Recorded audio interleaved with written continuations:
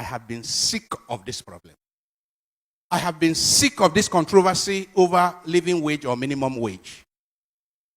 And I believe that something is seriously wrong with the heads of many of our leaders.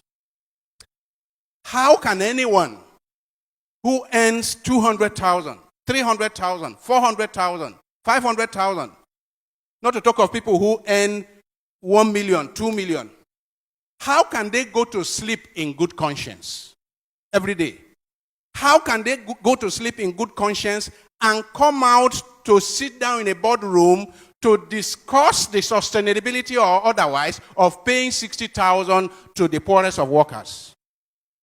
How can we go to bed and sleep, all those who belong to the elite, who earn 2, 3, 4, 500,000, 1 million? How can you go to sleep in good conscience, I say, if you still have any conscience?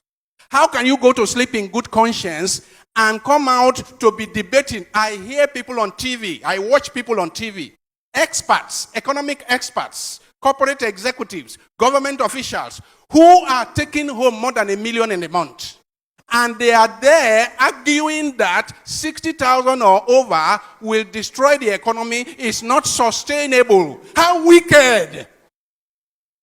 You give 60,000 to a poor worker, a poor worker who may have a family of 2 or 3 or 4, for his feeding, for his accommodation, for his house rent, for his medical care, for his children's school fees. How wicked! How blind! How can we do that? And we think that God will bless our country. We think that it is by bringing a new national anthem for God to bless our country. How can you commit this crime against humanity? For me, this is a crime against humanity.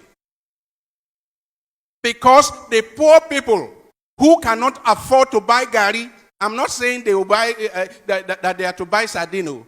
I'm saying buy gari, poor people who cannot buy gari. I'm not talking of meat or fish. Poor people are dying because they have no money to cure malaria. How can you go to sleep in good conscience? Those of us who belong to the elite, how can we go to sleep with good conscience and we are debating and we are discussing and we vote 500 million naira to meet and debate about paying 60,000 to the poor? My dear friends, I see this as a new form of apartheid. Nigeria is one of the most unequal societies in the entire world. A society where it's like the animal farm. A society where we have conspicuously rich people, people who are living in conspicuous consumption, and others who are in deplorable, dehumanizing poverty. If you have somebody in this country that takes home 1 million naira, I mean 1 million, I'm not talking of 30 million naira, 1 million naira in the month, and he can open his mouth to be part of a discussion about the poor getting 60,000 naira. I say anyone who earns up to 1 million naira in the month should keep his or her mouth shut when he hears them debating about taking 60,000 for the poor. More than 60 years after independence, we are running an apartheid society.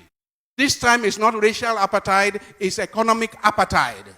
We are running an apartheid society of people of conspicuous consumption, flying in private jets around at government expense, people who are riding 4, 5, 6, 7 SUVs with pilot vehicles, chasing the poor out of the road, and poor people, you are debating, you are discussing, you are over 60,000 for the poor.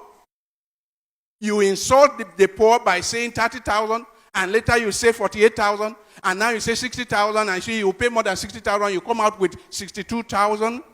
You insult poor Nigerians. I say there is hardly any society I know that is as divided as the Nigerian society. And a society that is so divided is just sitting on a keg of gunpowder. I have warned here before that the revenge of the poor is at the corner. The revenge of the poor is at the corner. I am not calling for it, but it will happen as night follows the day.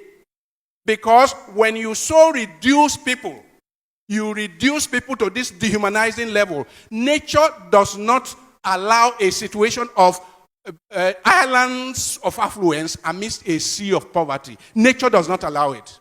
And let me warn those in the elite. Let me warn those in the tripartite committee of government. Let me warn that it is in the course of nature that when a predator